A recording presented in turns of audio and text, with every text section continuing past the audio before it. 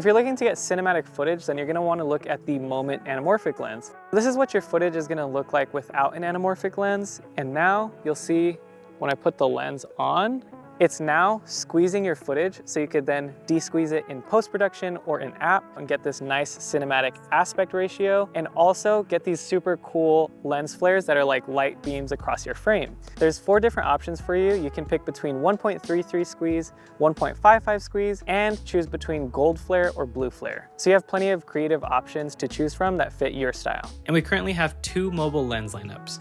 M series is our previous generation of mobile lenses designed for phones made before 2023, and the T series lineup is our newest generation designed for larger camera sensors 2023 and onward. If you're using an iPhone, you're going to want to make sure you have your Moment case and your T series drop-in mount. If you have an Android device like a Google Pixel 8 Pro or a Samsung S24 Ultra, the T series mount comes included with those devices. And if we don't make a case for your specific phone model, we also have a universal T series lens mount adapter. You can slide this over your lens like so, tighten the thumb screw on the back of the phone, and you are good to mount your lenses. If you're using an iPhone, it's like the rest of the lenses. All you have to do, line up the lens, twist, and you're good to go. But if you are using a Google Pixel 8 Pro, for example, the slots on the mount are actually going to be horizontal rather than vertical. So once your anamorphic lens is mounted on your Google Pixel, you'll just grab the included Allen key tool and find the little tightening bolt on the lens. Use the Allen key to loosen it slightly. Now you can adjust it to its proper orientation. Once it's properly aligned, tighten it back up. And the way you'll know your anamorphic lens is properly aligned is if you shine a strong light source directly into the lens and you see those horizontal lens flares evenly across the horizon. In order to save yourself one extra step in post, I'm going to recommend going into the Pro Camera app for iPhone users, and under the lens selector, you're just going to tap that and you can go into T series, and I'm going to scroll down and I'm using the 1.33 gold flare. So I'm just going to select that.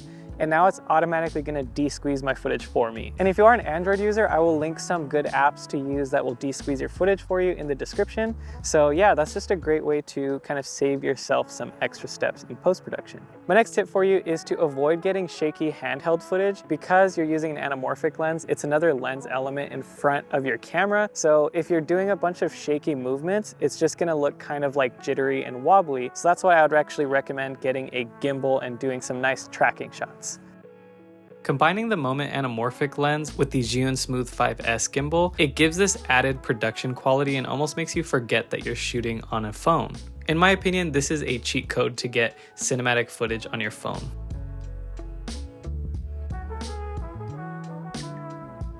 My next tip is don't be afraid to experiment and get a static locked off shot. I just talked about getting some smooth tracking shots and some smooth motion with the gimbal, but also another great way you can get a nice image is just by composing your frame and just letting it rest and just letting some motion enter or exit the frame. Also, if you are an iPhone 15 Pro or Pro Max user, I am definitely going to recommend using ProRes Log, because this is going to allow you to get a little bit more flexibility and freedom to color grade the image how you like. So I'll show you how to do that in the Pro Camera app now. You're just going to go into the settings, scroll down to video settings, and I already have it toggled on, but you would just toggle on Apple ProRes. Under video codec, I'm going to strongly recommend shooting in ProRes 422 Proxy or 422 LT. This is going to be a smaller file, but still give you more than enough flexibility. Now that I'm shooting in ProRes, I'm just going to go to where it says default Rec 709 on the left, and then I'm going to go to Log Apple. And now I'm shooting in Apple Log. And don't worry if you're not using an iPhone 15 Pro or Pro Max. I'm using the regular iPhone 15, and one of the color profiles you get is wide P3. And as you can see, it looks pretty solid in camera, and especially if you throw a LUT in, like the warm mobile LUT that we sell in the Shop Moment store, it's gonna look really nice. All right, everyone, so that is your quick start guide to using Moment Anamorphic lenses. If you do have any questions, feel free to let us know in the comments down below, and we'll see you in the next one.